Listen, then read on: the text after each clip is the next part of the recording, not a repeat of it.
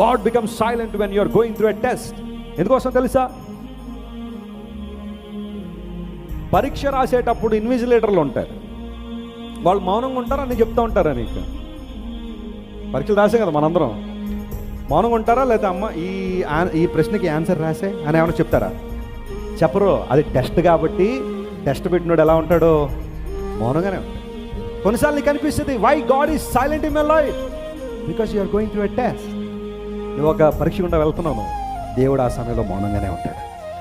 నీ పరీక్షను దేవుడు ఆయన జాగ్రత్తగా గమనిస్తుంటాడు. How do you write it? How do you answer the questions? How do you defend your faith? How do you defend your devotion towards God? దేవుని పక్షంగా నీ విశ్వాసం ఏంటి, నీ భక్తి ఏంటి ప్రూవ్ చేయబడే ఆ సమయంలో దేవుడు కొన్నిసార్లు మౌనంగానే ఉన్నట్టు కనబడతాడు. ఎందుకోసం తెలుసా? ఆ పరీక్ష అయిపోగానే నీకు ప్రమోషన్ ఇచ్చేది కూడా ఆయన కాబట్టి. గట్టిగా చెప్పులు కూడా దేవుని మహిమపరచండి. God gives you promotion after the test.